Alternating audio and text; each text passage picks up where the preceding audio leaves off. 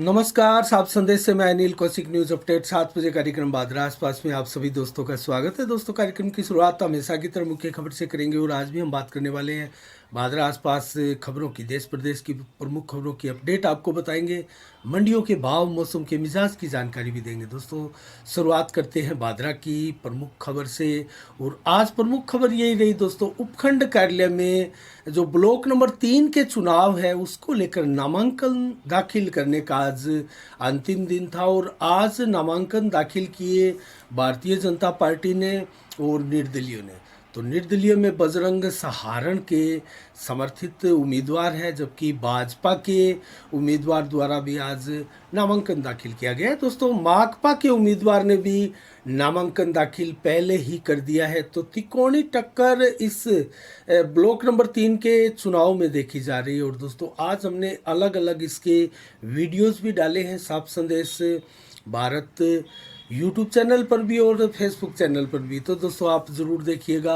अलग अलग बजरंग सहारण का भी एक विशेष वार्ता का वीडियोस है, शंकर भाकर के साथ भी और संजीव बेनीवाल के साथ भी अलग से वार्ता का वीडियो है। उनका आज जन्म दिवस था और साफ संदेश भारत के माध्यम से हम उनको भी साधुवाद देते हैं, जन्मदिन की शुभकामनाएं देते हैं। और दोस्तों, उनका जन्म दिवस जो है वो धरना प्रदर्शन पर मनाया गया। धरना स्थल जो है उपखंड कार्यालय के आगे। और दोस्तों, इसके अलावा कई और वीडियोस भी है, ज़रूर देखिएगा, जिसमें दावेदारों के भी बयान है, उनका क्या कहना है। और कई और लोग भी हैं जो कि ब्लॉक के चुनाव को लेकर अपने जो विचार है वो प्रकट कर रहे थे, चाहे मांगू सिंह राठौड़ हो, पूर्व सरपंच मेरडा हो, अनेक लोगों द्वारा। दोस्तों, वो ज़रूर देखिएगा। और हम बात कर रहे हैं दोस्तों ब्लॉक के चुनाव की। तो ब्लॉक के चुनाव में ये सीट इसलिए खाली हुई क्योंकि यहाँ माकपा का ब्लॉक का उम्मीदवार जीता हुआ था, जिसने इस्तीफा दे दिया था ये कहते हुए कि मैं प्रताड़ित हूँ माकपा से और माकपा के विधायक बलवान पूनिया से। और उन्होंने इस्तीफा देते हुए भारतीय जनता पार्टी भी ज्वाइन कर ली थी। दोस्तों, ये राजनीति का एक पार्ट है। ये सीट रिक्त हो गई थी। उसके बाद में 25 नवंबर को जो उपचुनाव है यहाँ वोटिंग होगी और उसमें क्या रहता है दोस्तों, ये देखने वाली बात है।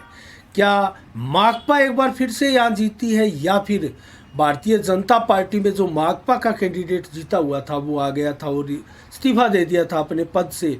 और उसके बाद में परिस्थितियाँ बनी कि भारतीय जनता पार्टी यहाँ जीत सकती है। और उसके बाद में बजरंग सहारण ने भी एक आज अपने समर्थक का जो नामांकन है वो दाखिल करवाया है। दोस्तों, कहा जा रहा है कि बजरंग सहारण कहीं ना कहीं भाजपा के वोट यहाँ काटते हैं। तो कुल मिला के क्या परिस्थितियाँ होगी, क्या स्थितियाँ होगी, ये देखने वाली बात है।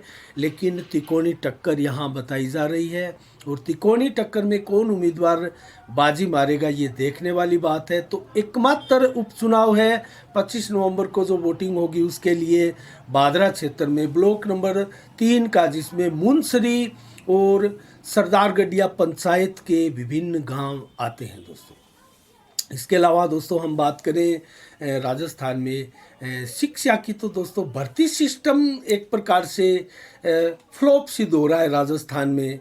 एक बार फिर वन रक्षक भर्ती का जो पेपर लीक हुआ है दोस्तों, उसको लेकर हम बात कर रहे हैं। और अब तक आपको आश्चर्य होगा कि इस वर्ष 2022-22 में ही ये तीसरा पेपर लीक हुआ है दोस्तों।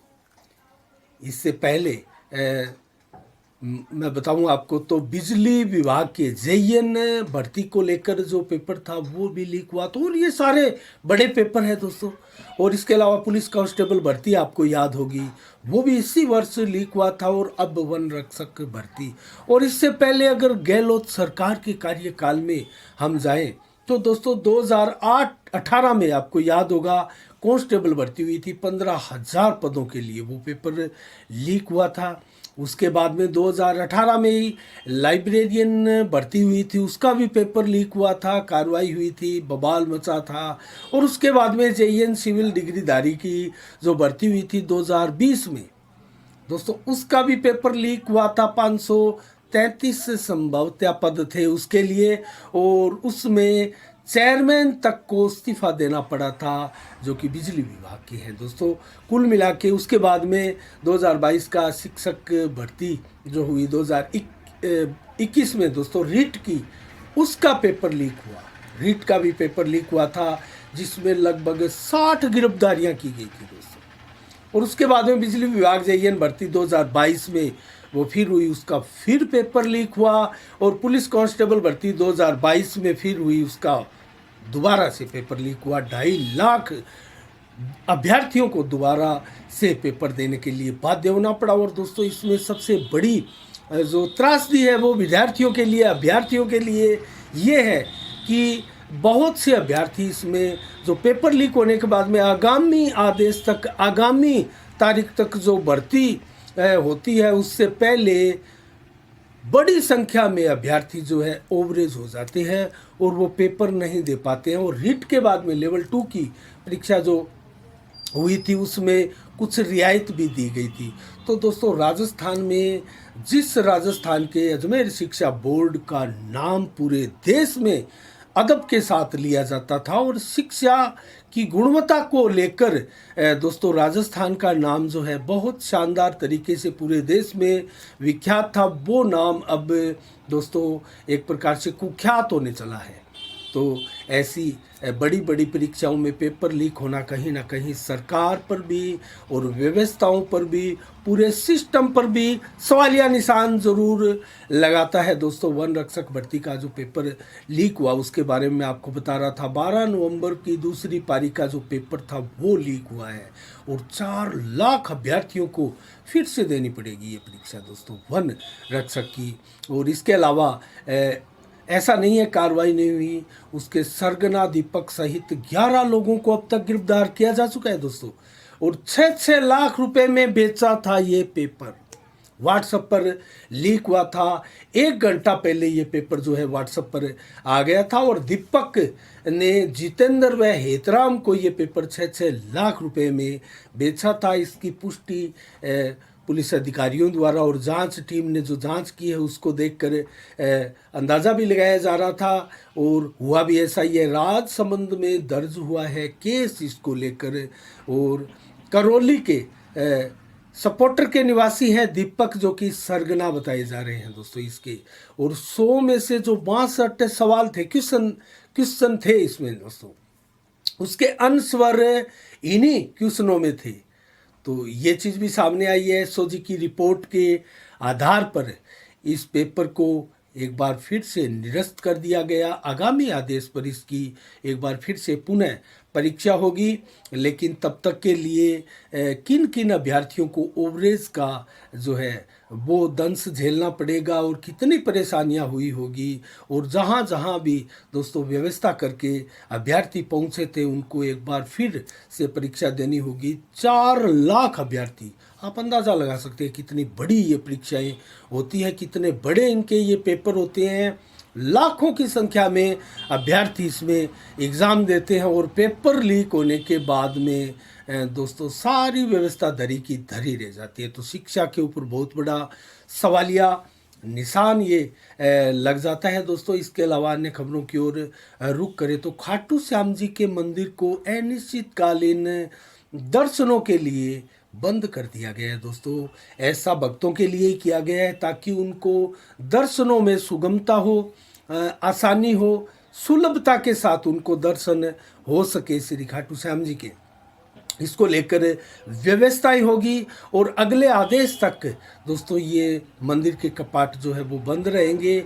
इसको लेकर पूरे खाटू श्याम जी में व्यवस्थाएं दुरुस्त की जा रही है। अगर दिनों आपने देखा होगा भगदड़ में जिस प्रकार की घटना हुई थी उसको लेकर तरह तरह के सवालिया निशान व्यवस्थाओं को लेकर उठने शुरू हो गए थे और उसके बाद में ये कदम जो है वो उठाना पड़ा था। इसके बाद में दोस्तों हम बात करें जिला स्तरीय कबड्डी प्रतियोगिता हुई, अनेक प्रकार की प्रतियोगिता हुई, बास्केटबॉल की और अनेक तरह की दोस्तों। कबड्डी प्रतियोगिता 19 वर्षीय हुई, उसमें जीनियस पब्लिक जो सीनियर स्कूल है वो विजेता रहा और इसके अंदर लाल बहादुर शास्त्री उच्च माध्यमिक विद्यालय जो भादरा का है वो विजेता रहा था। और बास्केटबॉल में अगर बात करें 17 वर्षीय में तो कैंचिया का स्कूल दोस्तों प्रथम रहा और श्याम स्कूल भादरा इसमें सेकंड रहा, द्वितीय रहा।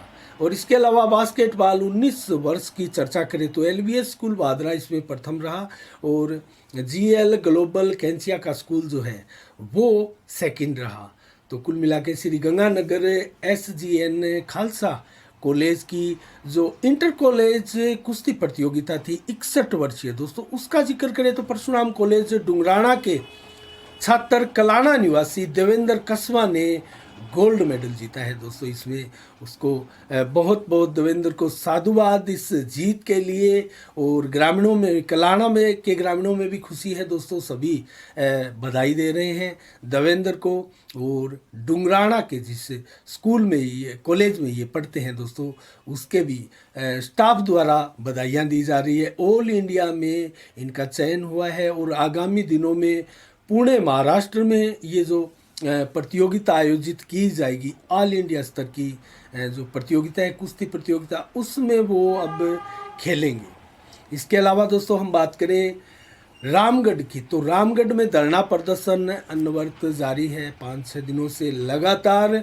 जो टेल तक के किसान हैं उनको पानी को लेकर समस्याएं जो आ रही थी, मोगों के दुरुस्तीकरण को लेकर अनेक प्रकार की दोस्तों किसानों की जो समस्या है उसको लेकर किसान धरना प्रदर्शन कर रहे हैं। और आज रामगढ़ में एक ग्रामीणों ने ज्ञापन भी सौंपा और दोस्तों वो ज्ञापन सौंपा चिकित्सा मंत्री के नाम नायब तहसीलदार को। और इस ज्ञापन में मांग की गई है कि रामगढ़ का जो सरकारी अस्पताल है सामुदायिक स्वास्थ्य केंद्र, पिछले 3 महीनों से कोई चिकित्सा स्टाफ वहाँ नहीं है दोस्तों। तो कैसी दुर्दशा रामगढ़ में चिकित्सा को लेकर हो रही होगी दोस्तों। लगभग आसपास के 10 गांवों को प्रभावित करता है, क्योंकि 10 गांव के लोग यहाँ लाभ लेने के लिए अस्पताल में आने को मजबूर है। उसके बाद में उनको नज़दीकी अन्य भादरा या दूसरे अस्पतालों में जाना पड़ता है, लेकिन यहाँ इलाज सुलभ नहीं है क्योंकि चिकित्सक ही नहीं है, स्टाफ ही नहीं है, पद रिक्त पड़े हैं पिछले 3 महीनों से।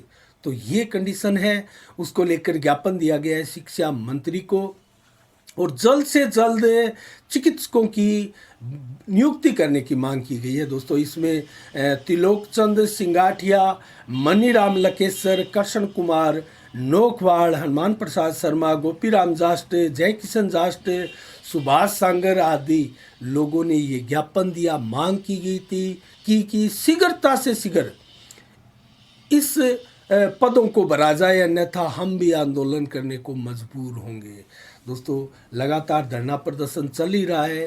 गांव की ये तस्वीर है। और बात करें भादरा उपखंड कार्यालय के आगे धरना प्रदर्शन की, तो वो भी 15 दिनों से लगातार आज भी अनवरत जारी रहा। और आज धरना प्रदर्शन स्थल पर दोस्तों भाजपा के पूर्व विधायक संजीव बेनीवाल पहुंचे और उनका आज जन्म दिवस भी था, जो कि धरना स्थल पर मनाया। और उन्होंने अलग से एक विशेष वार्ता भी की उनके साथ। ज़रूर वो वीडियोस देखेगा।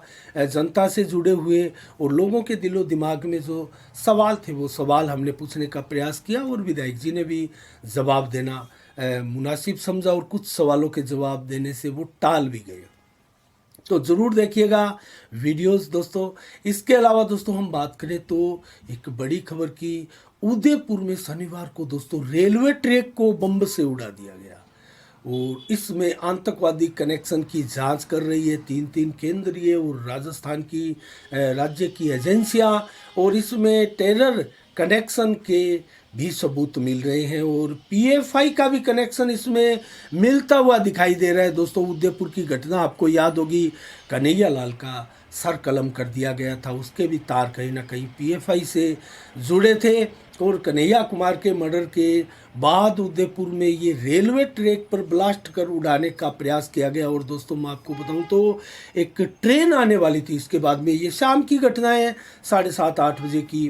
और बाल बचे 680 यात्री दोस्तों, क्योंकि जैसे ही आसपास लोगों ने ये बहुत बड़ा धमाका सुना तो इसकी सूचना सभी जगह दे दी गई और रेलवे विभाग भी सतर्क हो गया था और इसकी फिर जल्द इसका संज्ञान ले लिया गया था, वरना अगर वहाँ से रेल गुजरती तो इस पुल के ऊपर से गुजर रही ये रेल निश्चित रूप से हादसे का शिकार होती और उसमें सवार 680 लोगों की जिंदगियां दाव पर लग जाती। दोस्तों, कितना बड़ा हादसा होने से बाल बाल बच गया, तो इसको हल्के में नहीं लेना चाहिए और लिया भी नहीं गया दोस्तों।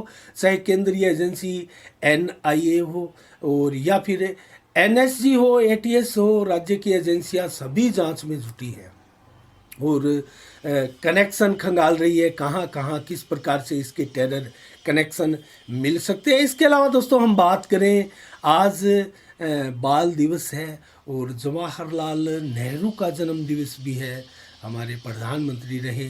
तो दोस्तों, जवाहरलाल नेहरू को चाचा नेहरू के नाम से भी पुकारते थे बच्चे और बाल दिवस इसको लेकर मनाया जाता है। 1964 तक ये बाल दिवस जो है दोस्तों 20 नवंबर को मनाया जाता था, लेकिन जवाहरलाल नेहरू के मृत्यु पश्चात, निधन के पश्चात ये 1964 के बाद में आज के दिन 14 नवंबर को मनाया जाने लगा और आज के दिन धूमधाम से पूरे देश में बाल दिवस के रूप में मनाया जाता है। और भादरा की बात करें तो टैगोर इंटरनेशनल स्कूल में बाल दिवस के उपलक्ष्य में एक बाल मेला लगा और स्कूल में बड़ी संख्या में बच्चे, अभिभावक, अन्य जो अतिथिगण है दोस्तों, उन्होंने इस बाल मेले का आनंद लिया और इस बाल मेले में बच्चों को दोस्तों जानकारियां दी गई, जिस प्रकार से प्रदूषण से कैसे बचा जाए, प्रदूषण कम हम कैसे कर सकते हैं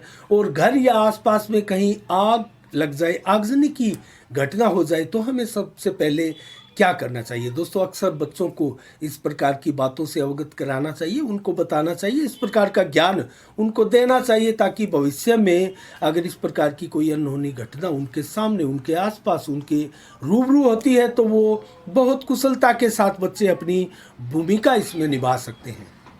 इसके अलावा दोस्तों, चाहे व्यंजन अलग अलग बनाने का सवाल हो, खेल कूद हो, पढ़ाई हो, उससे संबंधित अनेकों विषयों पर बच्चों को आज जानकारियां दी गई और बच्चों को इसमें जो है इन्वॉल्वमेंट बच्चों का किया गया। और इसके अलावा दोस्तों, आज के चिल्ड्रन डे के अवसर पर इस बाल मेले का उद्घाटन जो किया गया वो विवेकानंद स्वास्थ्य सेवा समिति के पूर्व अध्यक्ष रहे गोविंद सराफ और दोस्तों टैगोर इंटरनेशनल स्कूल के संरक्षक गोविंद सराफ द्वारा फीता काट कर इस बाल मेले का उद्घाटन किया गया। इसके साथ इंटरनेशनल स्कूल के प्रबंधक नितिन सराफ भी मौजूद रहे, पूरा स्टाफ यहाँ मौजूद रहा और बच्चों ने जमकर लुत्फ उठाया बाल मेले का। तो इसके अलावा दोस्तों हम बात करें अन्य खबरों की ओर, तो अलग से हमने कई वीडियोस आप जो आज बनाए हैं दोस्तों उनको ज़रूर देखिएगा। और एक वीडियोस हम साफ संदेश भारत के चैनल पर पोस्ट कर रहे हैं, उसमें हरिप्रकाश शर्मा के साथ भी नगर पालिका की अव्यवस्थाओं को लेकर दोस्तों वार्ता है, विशेष वार्ता है, ज़रूर आप वो भी देखिएगा।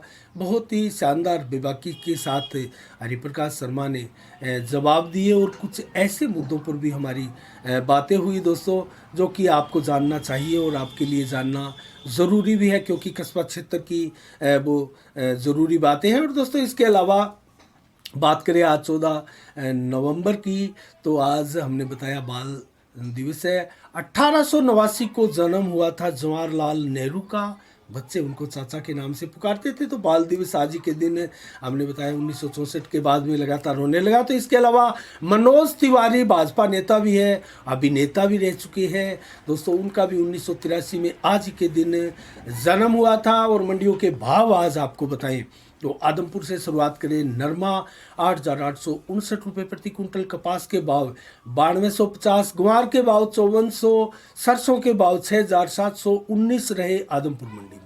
और दोस्तों फतेहाबाद मंडी में नरमा 8,900, कपास बिकी 9540 रुपये, एलनाबाद मंडी में नरमा 8,890 रुपये प्रति कुंटल बिका, जबकि सरसों बिकी है 6,712 रुपये प्रति कुंटल एलनाबाद में। श्री गंगानगर मंडी में नरमा 8700, ₹50 प्रति कुंटल बिका है, जबकि ग्वार बिका है 5442, सरसों बिकी है 6720 रुपये प्रति कुंटल। हनुमानगढ़ मंडी में नरमा बिका है दोस्तों 9160 रुपये प्रति कुंटल और ग्वार के भाव 5726 रुपये यहाँ अच्छे खासे भाव हनुमानगढ़ में ग्वार के मिले हैं। और दोस्तों इसके अलावा सरसा मंडी में नरमा बिका है 8900, कपास बिकी है 9590, नौर में सरसों बिकी है 6600 रुपये प्रति कुंटल, जबकि रावत सराज के अंतिम मंडी में ग्वार बिका है 5476, नरमा बिका है 9091 रुपये। तो मौसम का मिजाज 14 नवंबर को आज 28 से 30 डिग्री टेम्परेचर रहा। दिन भर 14 से 25 किलोमीटर की रफ्तार से तेज हवाएं चली। मिनी तूफान का सा एहसास कराती हुई देर रात्रि को भी ये हवा दोस्तों इसी प्रकार से 29 से 30 किलोमीटर की रफ्तार तक पहुंचेगी और रात्रि को 21 से 26 डिग्री टेम्परेचर रहेगा। और जो 70 से 80% बादल दिन भर छाए रहे वो रात्रि को बढ़ेंगे और बरसात की भी संभावनाएं व्यक्त की जा रही है मौसम विभाग द्वारा। रात्रि को 0.3 mm वर्षा आज रात्रि को भी हो सकती है और हल्की बूंदाबांदी की खबरें आसपास से मिली है। और दोस्तों मौसम अभी भी बरसात का बना हुआ है, परिवर्तनशील मेघ आप आसमान में देख रहे हैं। कल 15 नवंबर को कैसा रहेगा मौसम का मिजाज? 18 से 23 डिग्री टेम्परेचर दिन में और 25 से 27 डिग्री टेम्परेचर दोपहर को। मैक्सिमम के रूप में 21 से 24 डिग्री टेम्परेचर देर शाम को 11 से 14 किलोमीटर की रफ्तार से हवाएं चलेगी। कल हवाएं कुछ कम होगी और सुबह 60 से 70% जो बादल होंगे वो दोपहर को 20-30% और देर शाम को बिल्कुल भी नहीं रहेंगे। लेकिन रात्रि को फिर मौसम ऐसा बनेगा कि बादल 80 से 90-100% तक छाए रहेंगे और बरसात की भी चेतावनी मौसम विभाग द्वारा है। 1.4 mm बरसात होने की संभावनाएं कल व्यक्त की जा रही है। तो वो दिन में भी हल्की बूंदाबांदी आपको नज़र आ सकती है और कहीं हल्की और कहीं तेज़ बरसात भी देखने को मिल सकती है। तो 1-2 दिन ऐसा बरसात का मौसम रहने वाला है दोस्तों। आज के लिए इतना ही। कल ठीक शाम 7 बजे फिर आपसे रूबरू होंगे नई खबरों के साथ, नई समीक्षा के साथ। तब तक के लिए आप अपना बहुत बहुत ख्याल रखिएगा। मुझे दीजिएगा इजाज़त। साफ संदेश से मैं अनिल कौशिक, नमस्कार। जय भारत, जय जय राजस्थान।